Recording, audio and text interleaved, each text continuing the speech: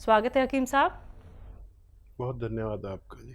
हकीम साहब, बात करना चाहूँगी किडनी प्रॉब्लम्स को लेके, जो कि हर एक व्यक्ति में आज के वक्त में देखी जा रही है। कभी किसी को कोई बीमारी हो जाती है, यहाँ तो मैं बात करूँगी किडनी को लेके, लेकिन किडनी से ही उसको हार्ट में भी प्रॉब्लम हो जाती है। और कुछ व्यक्ति ऐसे होते हैं जिन्हें अगर शुगर एक बार पकड़ ले तो उनका लिवर, किडनी दोनों ही कहीं ना कहीं डैमेज होने लगता है। तो इसके लिए क्या कुछ नुस्खे हो सकते हैं? देखिए, जब से ये तेज असर दवाएं आई मार्केट में, तकरीबन 100 साल हुए होंगे। मेरा मतलब है एलोपैथी से, तो ये बड़ी कामयाब रही। और जिसने भी इनको यूज़ किया, चाहे वो डॉक्टर हो या मरीज़ हो, लेकिन बहुत तेज़ी से इन्होंने फ़ायदा दिया। दर्द है, एक गोली खा लो, दर्द गायब। और दूसरी बीमारियों में भी एंटीबायोटिक और दूसरी बीमारियों में बड़ा अच्छा काम किया। लोग बड़े इम्प्रेस हुए और हम भी इम्प्रेस हैं, लेकिन हम एक हद तक इससे इम्प्रेस हैं। हम भी यूज़ करते हैं, कभी ज़रूरत पड़े, फौरी तौर पर हमें कुछ फ़ायदा चाहिए, सर में दर्द हो गया तो स्टूडियो आना है, क्या करें, जल्दी से एलोपैथ लेती है। क्योंकि यूनानी आयुर्वेद में कोई ऐसी दवा नहीं है जो 1 घंटे में सर दर्द दूर कर दे। तो मानते हैं हम ये बहुत अच्छी दवा है, कभी मैं किसी पैथी की बुराई नहीं करता, और लेकिन मैं सच्ची बात कर देता हूँ। अब इस तेज़ असर दवाओं से हमारी किडनी और हमारा लीवर को सबसे ज़्यादा झेलना पड़ा। एक ज़माना था कि एक भी मरीज़ ढूंढे से नहीं मिलता था लीवर और किडनी का, और आज हर 7वां मरीज़ लीवर और किडनी से प्रेरित है। वजह ये हुई कि हमने जल्दी फ़ायदे के लिए इसको मुस्तकिल इलाज बना लिया। ये मुस्तकिल इलाज के लिए नहीं है ये दवा, ये आर्जी इलाज के लिए। अभी आपको तकलीफ़ है, अभी लो, अभी फ़ायदा। अगर बीमारी आपकी मुस्तकिल है, लंबी बीमारी है, तो फिर आपको यूनानी इसके साथ में लेनी चाहिए। और यूनानी में कई चीज़ें ऐसी भी हैं जो इसके साइड इफ़ेक्ट को थाम लेती है, रोक लेती है, किडनी की, लीवर की और मेन पार्ट्स ऑफ बॉडी की हिफाजत करती है। मैं अक्सर कहता हूँ कि एक नुस्खा ऐसा भी है, जिन लोगों को हमेशा दवा खानी है, देखिए जिसको ब्लड प्रेशर हो गया उसको हमेशा दवा खानी है, जिसको डायबिटीज़ हो गई उसे ज़िंदगी भर दवाई खानी है। अगर ऐसा है, या दिल का कोई मर्ज़ है उसमें हमेशा दवा खानी है, तो एक अच्छा नुस्खा है, घर का नुस्खा है। ये अलसी और धनिया लीजिए, हम वज़न लीजिए, यानी बराबर बराबर वज़न में 100-100 ग्राम जैसे लिया आपने, पाउडर बना लीजिए। और जब इसे खाना हो तो एक आता है नमक ज़ैतून, असली लें, इसमें भी नकली आ गया है। एक चुटकी में जितना नमक ज़ैतून आए लीजिए, और 1 चम्मच में जितना ये पाउडर आए जो अलसी और धनिए का है, लेकर दिन में कम से कम 1 बार, ज़्यादा से ज़्यादा 2 बार लिया करें। इससे हमारे आज़ाए रईसा, जो मेन पार्ट्स ऑफ बॉडी है, ख़ास तौर पर किडनी, लीवर, पेट, एसिडिटी, कब्ज़, बवासीर और स्किन प्रॉब्लम, बहुत सारे रोगों की ये अकेली दवा है। ये ज़रूर खा लिया करें आप, अगर सेहतमंद रहना चाहते हैं। छत्तीसगढ़ से सांभवी, स्वागत है आपका। हेलो। नमस्ते मैम। नमस्कार। नमस्ते सर। सर मेरा 2 क्वेश्चन है। एक पापा के लिए है। पापा का हमेशा पैर जलता है, पैर का तलवा ठंडी को छोड़ के हर मौसम में हमेशा ऐसे जलता है, तो उससे वो परेशान रहते हैं। और दूसरा ये कि मेरी नानी को डायबिटीज है, तो उनका शुगर लेवल हमेशा ऊपर नीचे होते रहता है, तो मैं उसमें क्या करना होगा? आप उम्र बता दीजिए दोनों की। पापा की उम्र है 50 और नानी की उम्र, नानी की पता नहीं है मेरे को, लेकिन 60 प्लस होगी। ठीक है। 62 है, ऐसी होंगे जी। हाँ, पापा की 60 है तो नानी की 50 प्लस नहीं हो सकती, 60 प्लस होगी, 70 प्लस होगी, क्योंकि पापा ही 50 साल के हैं। तो आप समझ लीजिए कि मैं क्या कहना चाह रहा हूँ। बहरहाल कोई बात नहीं, मुझे अंदाज़ा हो गया। अच्छा देखिए, जिनको भी डायबिटीज़ का मर्ज़ है तो वो अ, अपना बहुत ख्याल रखा करें, डॉक्टर की दवाएं भी खाएं और धीरे धीरे वो कम होने चाहिए। लेकिन डायबिटीज़ की मुकम्मल इलाज नहीं है, पूरा इलाज नहीं है। दवा खाते रहो, कंट्रोल करते रहो, सेहतमंद रहो। अगर डायबिटीज़ का ये है कि जब शुरू हो जाती है तो फिर जो दवा खाते हैं फिर उससे भी कंट्रोल नहीं होती तो डॉक्टर उसकी पोटेंसी और बढ़ा देता है। फिर कंट्रोल नहीं है तो कितना बढ़ाएगा, फिर इंजेक्शन की नौबत आ जाती है।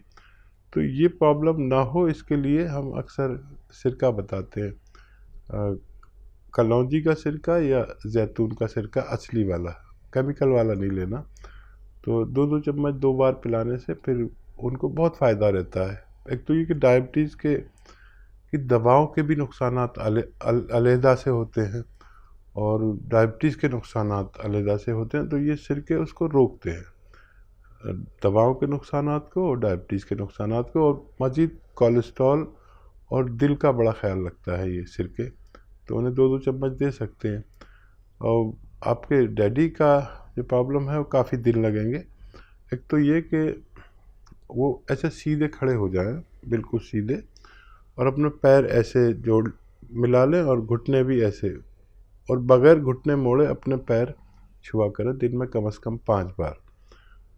ये अमल इससे ज़्यादा भी कर सकते हैं, लेकिन 5 बार ज़रूर अपने पैर छूने की कोशिश किया करें बगैर घुटने मोड़े, तो इससे भी ठीक हो सकते हैं वो।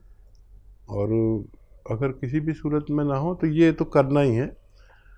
और गोंद स्याह का मैं अक्सर जिक्र करता हूँ, अगर आप जुड़ी हुई हैं पहले से, एक काला गोंद जिसे हम गोंद स्याह कहते हैं, काला गोंद भी कहते हैं।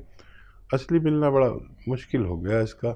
असली हासिल करने की जिम्मेदारी आपकी। आधा आधा ग्राम रोज़ाना सुबह नाश्ते के बाद और रात को खाने के बाद दीजिए। आपके पिताजी को टाइम थोड़ा ज़्यादा लगेगा औरों से, लेकिन फ़ायदा होना मुमकिन है। जी, यूपी से हैं बीना जी, स्वागत है आपका। अस्सलाम वालेकुम। वालेकुम अस्सलाम। वालेकुम। मैम मेरे 3-4 सवाल हैं। पूछिए मैम। एक तो मैंने ये मोरिंगा का गोंद और गोंसिया ये ले रही हूँ। ठीक है। और जी मैं हस्बैंड के लिए एक जैतून का सिरप का, वैसे तो डाइट भी हमें भी नहीं है, शुगर ना हस्बैंड को है, तो सही रहने के लिए ये जैतून का सिरका हस्बैंड को मैं भी ले सकती हूँ, हस्बैंड को भी दे सकती हूँ क्या? और दूसरा सवाल ये है कि बेटा जो माजून आर्केरा ले लिया था उसे 4 महीने हो गए। 4 महीने में उनने कल परसों पंखा चला लिया, नोएडा में रह रहा है, और पंखा चलने के बाद फिर उसके वो एलर्जी थी उसे और जी दमा था, तो उसे पसली चल गई कल उसकी बेटे की। तो उनने फिर पंप लिया तो उसे ठीक हो गया वो। उसके लिए मुझे पूछना था। और ये और हस्बैंड के लिए ये पूछ रही थी, 52 साल के हस्बैंड, तो उन्हें ये चर्बी वाली चीज तो मना करते हैं डॉक्टर साहब आप, तो ऐसी चीज क्या कि दूध दही वगैरह ये नहीं लेवे, तो ऐसी चीज क्या दे सके जो वो सेहतमंद रह सकते? ठीक है। तो इत्तेफाक से कुछ हो गया, ये बुखार हो गया, पसली चलने में नमूनिया का शक होता है। जिसकी भी पसली चलती है, नमूनिया का शक है, उनको चाहे तो टेस्ट भी करा लें। नहीं तो ऐसे पंखा चलने में ऐसा नहीं होता। अब उनका इलाज भी पूरा होने वाला है, उनमें क़ुव्वत मुदाफ़ियत यानी रोग प्रतिरोधक क्षमता भी काफ़ी आ गई होगी, लेकिन पूरा इलाज करें। अच्छा देखिए, ये 2 किस्म की चर्बी होती है। एक तो जिस्म में चर्बी नज़र आती है, एक खून में चर्बी होती है। तो खून में चर्बी के लिए अगर वो जैतून का सिरका ले रहे हैं वो या आप, तो फिर आप तेल वेल भी इस्तेमाल कर सकते हैं, गोश्त भी खा सकते हैं, ऑयली चीज़ भी खा सकते हैं, कम से कम खाएं। और जब भी खाएं ऐसी चीज़ें तो उसमें अदरक और लहसुन की तादाद इतनी डालें ताकि वो चर्बी उनको कोई नुकसान दिए बगैर जिस्म से खारिज हो जाए। और क्या सवाल था? जैतून का सिरका ये और इनके हस्बैंड इस्तेमाल कर सकते हैं? हाँ, बिल्कुल ले सकते हैं। अगर आप ये ले रहे हैं तो बहुत अच्छा कर रहे हैं। डायबिटीज़ आपके आसपास नहीं फटक सकती, दोनों के चर्बी नहीं फटक सकती, कोलेस्ट्रॉल, ब्लड प्रेशर और बहुत सी बीमारियां जैसे फालिज बहुत ज़्यादा होने लगा, हार्ट ब्लॉकेज बहुत ज़्यादा होने लगे, ये चीज़ लेने वाले को इन सब से सुरक्षा प्रदान हो जाती है कि ये सुरक्षा कवच है।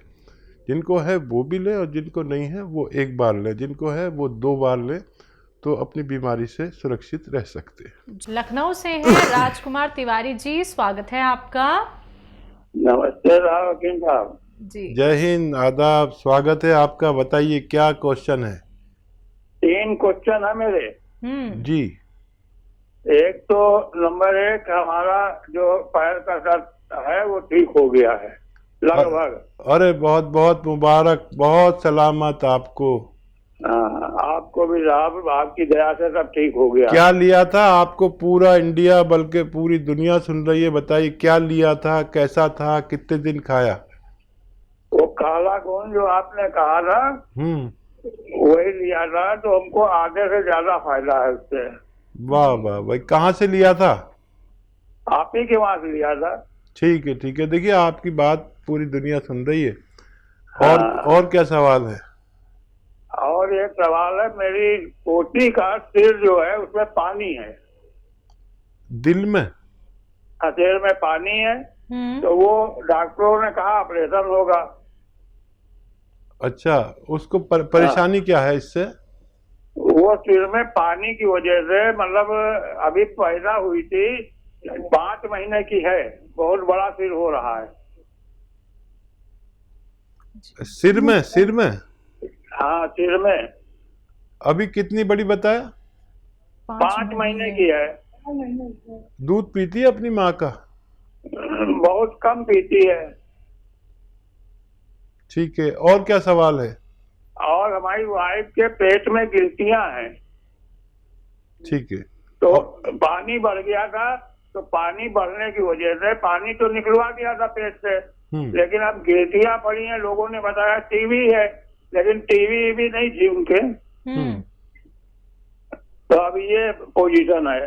ठीक है। हाँ देखिए, बड़ा वो मामला कर दिया आपने मेरा। देखिए, ये बच्ची अगर अपनी माँ का दूध पीती है तो मैं रिस्क ले सकता हूँ। वैसे डॉक्टरों की बात भी आप मानें, उनका भी जो चाहे इलाज करें और उनके संपर्क में रहें, उनका मशवरा मानें। एक मैं कोशिश कर सकता हूँ, और बच्ची अगर अपनी माँ का दूध पीती है तो उसे गौन चिलगोज़ा आता है, गौन चिलगोज़ा, आधा ग्राम सुबह आधा ग्राम शाम इनकी माँ को दूध में मिलाकर पिलाइए। सिर्फ आधा ग्राम, इससे ज़्यादा न देना, बहुत तेज़ होता है। और माँ अपनी बच्ची को दूध पिलाए किसी भी तरह, जितना भी पिला सकती हैं। तो बच्ची को मैं दवा नहीं दे सकता, माँ को दे रहा हूँ। और भगवान से मदद मांगिए आप भी और मैं भी कि उसको फ़ायदा हो जाए। डॉक्टर की सारी बातें आप मानिए। और उस बच्ची के लिए मैं बहुत ज़्यादा भावुक हो गया कि बहुत छोटी बच्ची, मैं ज़्यादा कुछ नहीं कर सकता। और क्या सवाल है? पेट में गिल्टियां हैं इनकी वाइफ के। हाँ, उसके लिए आप, एक आता है कलौंजी का सिरका, लिख लीजिए कलौंजी का सिरका, और वो 2-3 चम्मच 1 गिलास पानी में डालिए और 2 चुटकी खाने का सोडा उसमें डालिए, और रोज़ाना 1 बार या 2 बार उन्हें दिया करें। और फिर बताते रहे हमें हर महीने 2 महीने में कितना फ़ायदा है। जैसे आपने अपने बारे में बताया कि आपको फ़ायदा हो गया। और क्या सवाल? 2 ही सवाल थे हकीम साहब। तो आपसे कहना चाहूँगी राजकुमार जी कि ये नुस्खे अपना लीजिएगा। उम्मीद करेंगे, दुआ करेंगे कि आपकी वाइफ भी बेहतर हो जाए और आपकी बच्ची भी सेहतमंद हो जाए। इंदौर से कर्नल वर्मा जी, स्वागत है आपका। नमस्कार जी नमस्कार। आदाब हकीम साहब। जय हिंद, आदाब, वेलकम, स्वागतम। भाई कैसे हैं? दुआएं आपकी और दुआ में याद रखें हमेशा। तो सवाल मेरा ये है कि जैसे एक नुस्खा और होता है, सुरंजान, श्री अश्वगंधा, अलसी, छोटी हाड़, हल्दी और कलौंजी। तो महज छोटी हाड़ को भुना जाए अरंडी के तेल में, या सभी को भुना जाए? हाँ, बस छोटी हड़ को। दरअसल ये हरड़ बहेड़ा जो है ना, ये एक ही चीज़ है। छोटी हड़ हो या बहेड़ा हो या हरड़ काबली, ये 3 नाम हैं। ये कच्ची कैरी होती, जैसे आम गिर जाता ना छोटा सा, तो उसमें गुठली नहीं होती, इसे छोटी हड़ कहते हैं। और बाकी जो हैं वो गुठली वाले होते हैं, जो सूख बड़ा आम पक के गिर जाता है, ऐसे ये सूख के गिर जाती है। तो इसका भूनना ज़रूरी है। दुनिया भर में, ख़ास तौर पर भारत में, इससे मरीज़ पैदा होते हैं, क्योंकि जितने भी लोग आते हैं अखबारों में, टीवी पर, वो आके कहते हैं त्रिफला खाओ, तो त्रिफला का एक फल ये है, और वो ये नहीं बताते कि इसको भूनना ज़रूरी है, घी में, तेल में, अरंडी के तेल में, बादाम के तेल में, जैसे जिसके हालात हों। तो सिर्फ इसको भूनना चाहिए, और सिर्फ यही काम करती है, जो पेट साफ करने का काम यही करती है। आपने देखा है वो गाड़ियों पे, साइकिलों में लोग कहते हैं पेट सफ़ा, ये ले लो, वो ले लो, और गाँवों में बहुत पैंट में लगते हैं। और मैं सोचता हूँ ये हमारे लिए मरीज़ तैयार कर रहे हैं। और वो खाते ही आदमी को बाथरूम जाना पड़ता है, खुल के इजाबत होती है, लैट्रिन होती है। और मैं हैरत में पड़ता हूँ कि ये पुड़िया में बेच रहे हैं, और वो खाली सिर्फ हरड़ ही पाउडर बना के बेचते हैं। कभी हरड़ का पाउडर आप बना के खा के देखना, आप सोचेंगे इससे अच्छी दवाई नहीं है। लेकिन अगर इससे भूना नहीं है तो फिर ये आंतों का लेमिनेशन गायब कर देती है, और फिर इसके बगैर आप बाथरूम से फारिग हो ही नहीं सकते। जी, कोई और सवाल कर्नल वर्मा जी? अभी तो फिलहाल इतना ही है। चलिए, बहुत बहुत शुक्रिया हमारे साथ जुड़ते रहने के लिए, और हमेशा से कुछ ना कुछ नया नुस्खा हकीम साहब से पूछने के लिए।